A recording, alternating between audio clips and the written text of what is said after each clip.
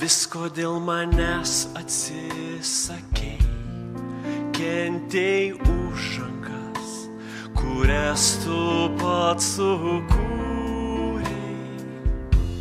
Tu paėmei visas mano kaltes, kai aukojais dėl manęs. Viešpatauji tu danguje ir žemėje. Aš šlovinu tave, o Viešpatie, nes mano širdis priklauso tau. Per amžius aš mylėsiu. Tu tas, kuris už mane mirei, savo gyvybę man davei. Taigi aš laisvas tavyje ir garbinu tave.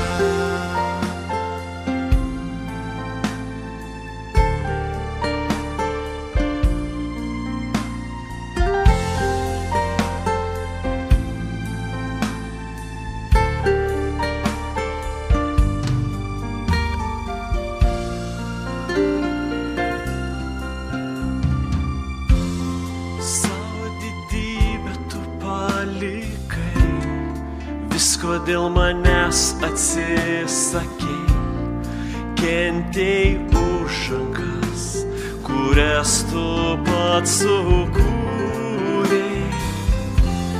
Tu paėmei visas mano kaltes, kai aukojais dėl manęs. Viešpatauji tu danguje ir žemėje.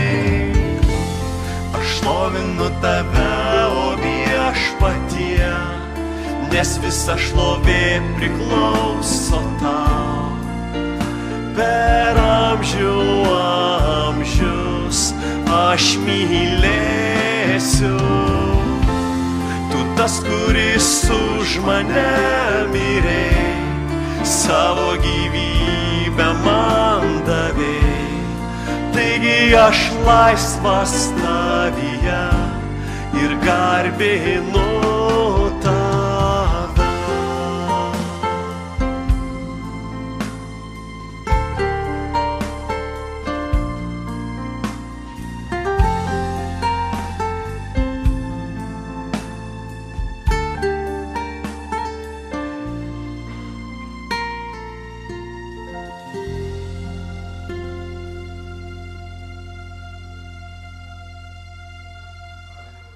Šlovė Viešpačiui. Ta giesmė, kurią mes atliksime, vadinasi Pas mano tėvą. Jinai parašyta pagal tą palyginimą, kuris kalba apie sūnų Palaidūną. Jūs visi gerai žinote tą istoriją. Luko 15 skyrius. Aš norėčiau paskaityti tą palyginimą, kad mes galėtume geriau įsijausti šitą giesmę ir taip pat pasakyti kelis pastebėjimus iš jo. Taigi skaitysiu nuo Luko 15 skyriaus 11 eilutės. Jėzus kalbėjo toliau. Vienas žmogus turėjo 2 sūnus.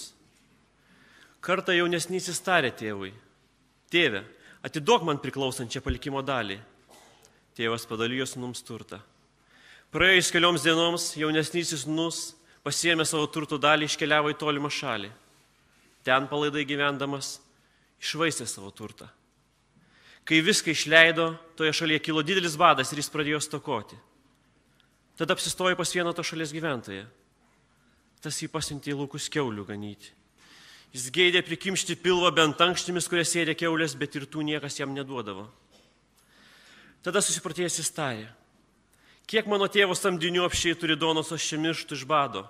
Kelsiu, eisiu pas tėvą ir sakysiu: Tėve, nusidėjau dangų ir tau. Nesu vertas vadintis tavo sūnumi. Priimk mane bent samdiniu. Jis pakilo ir iškeliavo pas tėvą. Jam dar toli esant, tėvas jį pamatė ir apimtas gailesčio pribėgo, puolė ant kaklo ir meiliai pabučiavo. O sūnus jam tarė: Tėve, nusidėjau dangų ir tau. Nebesu vertas vadintis tavo sūnumi. Bet tėvas įsakė savo tarnams, kuo greičiau atneškite geriausią drabužį ir apvilkite jį. Užmaukite jam ant piršto žiedą, apaukite kojas, atveskite nupenėtą veršį ir papjaukite, valgysim ir linksminsimės. Nes šis mano sūnus buvo miręs ir vėl atgijo. Buvo pražuvęs ir atsirado. Ir jie pradėjo linksmintis. Taigi šiame palyginime matom ištaikingus namus, kuriuose pilna visko, ko tik trokšta žmogaus širdis, tai meilė, džiaugsmas, parama, ramybė, paguoda, draugystė. Bet štai jaunuolis pasielgė labai keistai. Jis sako, man nusibodo čia gyventi, šių namų drausmė mane griso iki gyvo kaulo. Norėčiau išskleisti sparnus. Buvau kieme, mačiau kitų žmonių laukus ir man žolė atrodė juose daug žalesnė. Nežinau, kodėl taip yra, bet kaimyno sode visada mums žolė atrodo žalesnė. Taigi, jaunuolis mąstė, kad norėčiau ištrūkti iš čia, norėčiau pagyventi savo. Taigi jis nuo to laiko pradėjo ginčyti su tėvu ir galiausiai tėvas atidavė jam priklausančią palikimo dalį ir jis pilnomis kišenėmis pinigų iškeliavo į tolimą šalį. Jis tų pinigų nebuvo užsidirbęs. Jis tos pinigus gavo ne dėl to, kad buvo labai protingas, išmintingas ar darbštus. Jis tos pinigus gavo dėl to, kad turėjo labai dosnų tėvą. Toliau paveikslas keičiasi ir manau nesuklysime jį pieždami niūresnėmis spalvomis, tolima šalis. Šis jaunuolis žinojo, kaip pasaulio terminais gerai praleisti laiką, matyti išnaršę visus naktinius klubus, restoranus, barus. Kai turi daug pinigų, taip pat nesudėtinga ir susirasti daug nepatikimų draugų. Manau, šis jaunuolis jų apščiai turėjo.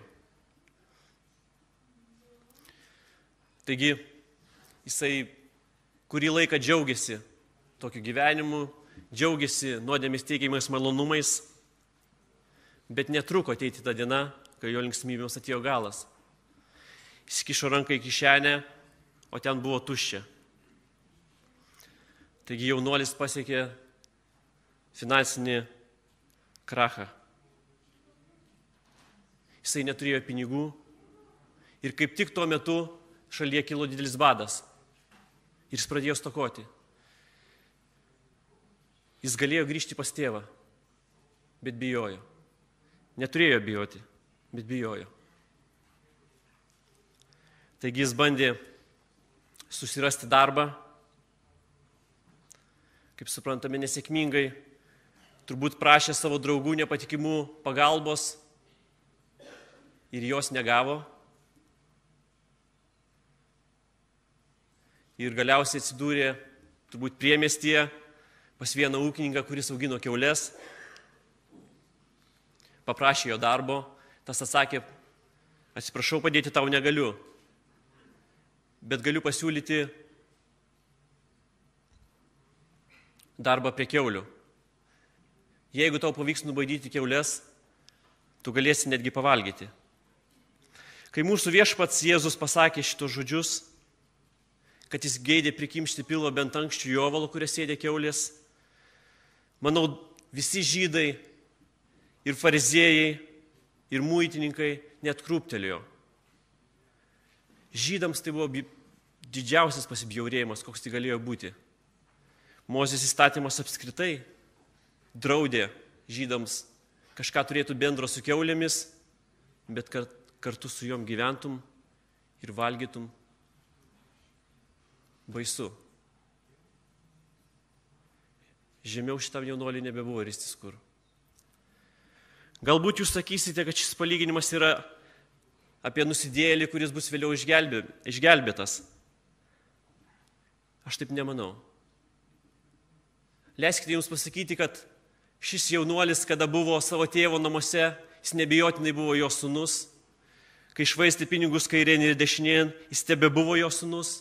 Ir net kai gyveno kartu su kiaulėmis ir valgė iš lovio, turbūt iš pusės kilometrų negalėtum atskirti, kur jisai, kur kiaulė, jis vis tiek tebebuvo jo sūnus. Šiame palyginime niekur neleidžiama suabejoti, kad šis jaunuolis buvo tėvo sūnus. Taigi šis palyginimas nėra kaip išgelbimas nusidėlis, o kokia tėvo širdis. Jis ne tik išgelbsti nusidėlį, bet ir priima nusidėjusį sūnų. Galbūt jūs manote, kad aš perdedu sakydamas, kad nepatikimi draugai jam nepadėjo, bet net niekas jam neduodavo kiaulių jovalo pavalgyti. Kodėl mums atrodo, kad pasauliečiai yra mūsų draugai, nors jie tik mus stengiasi atitolinti nuo Dievo.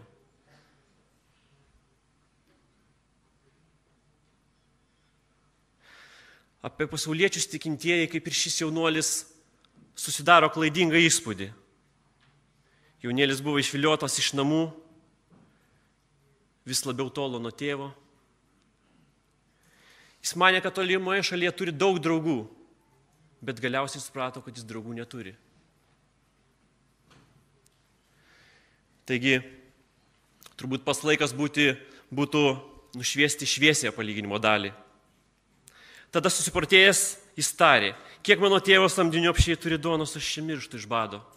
Kelsiuosi, eisiu pas tėvą ir sakysiu, tėve, nusidėjau dangų ir tau, nesu vertas vadintis tavo sūnumi, priimk mane bent samdiniu. Taigi, jaunuolis atsipeikėjo, nuodėmė turi baisų poveikį. Jie pakina mus ir mes negalime blaiviai matyti nei pasaulio, nei savęs. Pasaulio dalykai mums atrodo labai patrauklus. Kaip ir šitam jaunuoliui, tolima šalis buvo puiki, ten žmonės daug linksmesni, žolė daug žalesnė, bet jis galų gale suprato, kad jis draugų ten neturi. Pagaliau susimąstė ir logiškai pradėjo mąstyti. Aš čia su kiaulėmis gyvenu, o mano tėvo samdiniai apsčiai turi duonos, o aš juk savo tėvo sūnus. Jis pradeda mąstyti ir priima logišką sprendimą. Kelsiuosi, eisiu pas tėvą ir sakysiu, nusidėjau dangų ir tau, nebesu vertas vadintis tavo sūnumi. Taigi jis apsisprendžia ir iškeliauja. Toliau matome, kad tėvas pamato jį, apimtas gailesčio pribėga, puola ant kaklo ir meiliai pabučiuoja. Kai Viešpats pradėjo pasakoti šitą palyginimo dalį, žydai, manau, iš nuostabos pradėjo net mirkčioti akimis, nes pakankamai bjauru, kad jisai gyveno kartu su kiaulėmis, bet dar baisiau, kad tėvas lyg niekur nieko priima sūnų. Pagal mumis jis turėjo būti nubaustas. Jis privalėjo būti nubaustas. Bet žiūrėkime, ką daro tėvas. Jis visą nuskūrusi, apšepusi, smirdinti sūnų priglaudžia prie savęs. Sūnus jam tarė, tėve, nusidėjau dangų ir tau, nebesu vertas vadintis tavo sūnumi. Matytis to žodžius dar sugalvojo būdamas kiaulidėje ir kartojo juos eidamas namo. Ir galų gale pasako.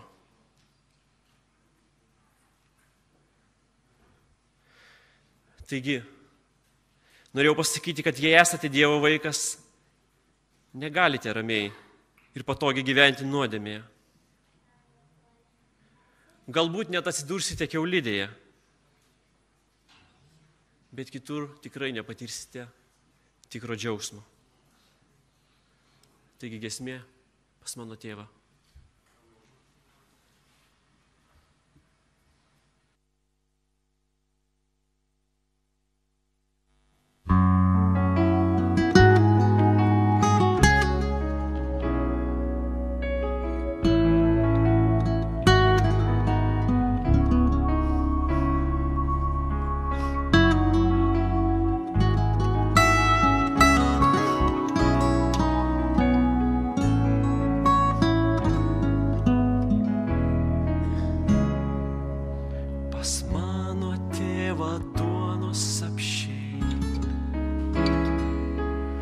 Aš kelsiuos, eisiu pas jį, pas mano tėvą duonos apsčiai.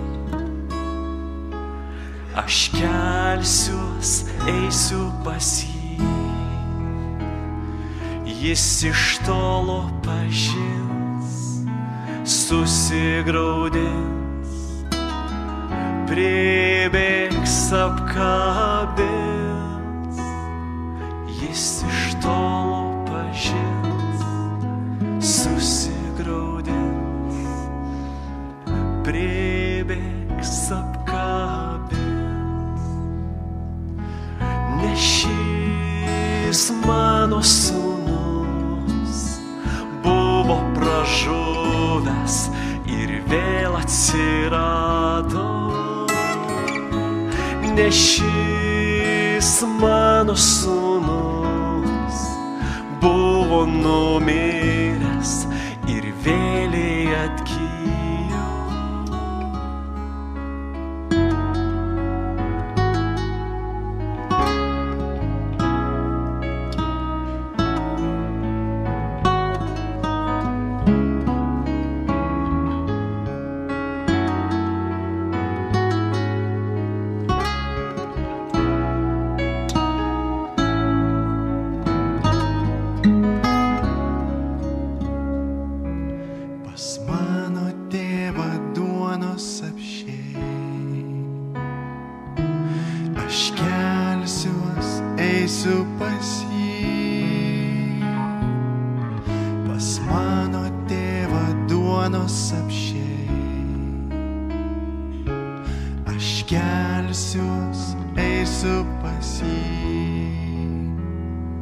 Jis iš tolo pažins, susigraudins, pribėgs apkabins. Jis iš tolo pažins, susigraudins, pribėgs apkabins. Ne šis mano sūnus buvo pražuvęs ir vėl atsirado.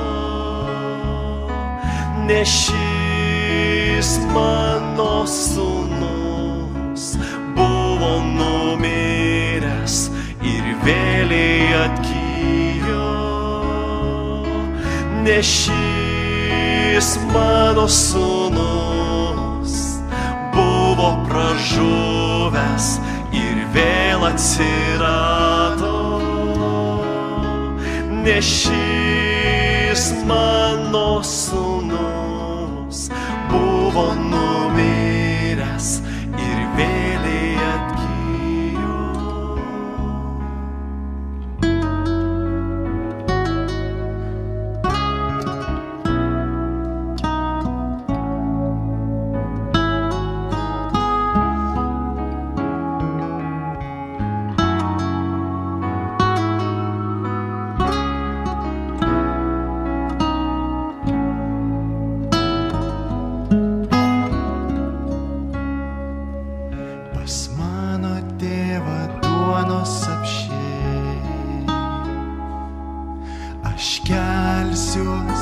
Eisiu pas jį, pas mano tėvą duonos apsčiai. Aš kelsiuos, eisiu pas jį.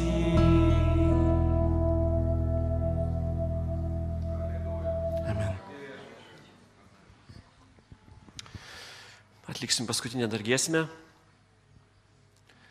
Prieš tai norėjau pasakyti, kad mes šitą kompaktą leidom visą pirmą dėl tikinčių žmonių, kad tai jiems galėtų būti padrasinimas arba paguoda sunkių metų, sunkumų. Taip pat mes šitą kompaktą galvojom, kad galbūt jisai gali tikti ir netikintiems žmonėms.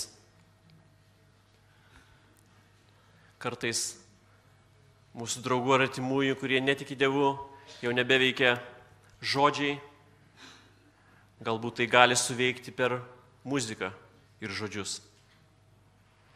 Taigi, šitą kompaktą galėsite įsigyti apačioje po pamaldų. Norėčiau dar pasakyti, kad mes su juo nesiekėm jokio pelno, nes sąmata tikrai yra didelė, 17 000, ir mes šlovinsim Dievą, jeigu bent ant nulio išeisim. Taigi, visa garbė ir šlovė tegu kyla jam. O dabar atliksim paskutinę giesmę, kurie kviesiu ir sesę pagėdot. Čia mums stovi vieno reikės dar prie pianino.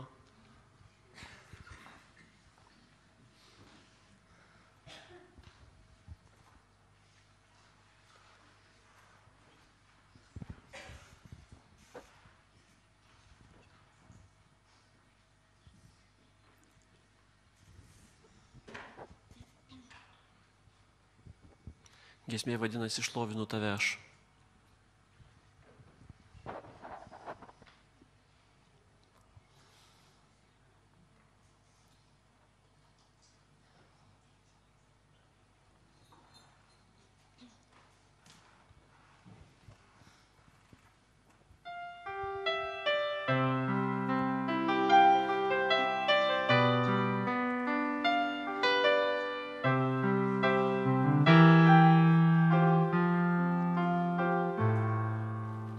Žemėn atėjęs tu meilę pripildėje, nušvietėje viltimi. Tavo sukurtas pasaulis toks nuostabus, jį aš jaučiu širdimi. Šlovinu tave, žemai lenkiuosi, man esi brangiausias iš visų. Pasaulio tu valdovas, amžinybės tėvas, galingasis Dievas man esi. Dangišką sostą palikęs tu atėjai, ant kryžiaus mirt už mane. Savo krauju mano nuodėmes atpirkai, laisvę jaučiu širdyje. Šlovinu tave, aš tau žemai lenkiuosi, man esi brangiausias iš visų. Pasaulio tu valdovas, amžinybės tėvas, galingasis Dievas man esi. Jėzau, tau dėkosiu amžinai, kad iš mirties išgelbėjai. Jėzau, tik dabar aš supratau, kiek daug iškęsti teko tau. Šlovinu tave, aš tau žemai lenkiuosi, man esi brangiausias iš visų. Pasaulio tu valdovas, amžinybės tėvas, galingasis Dievas man esi. Šlovinu tave, aš tau žemai lenkiuosi, man esi brangiausias iš visų. Pasaulio tu valdovas, amžinybės tėvas, galingasis Dievas man esi.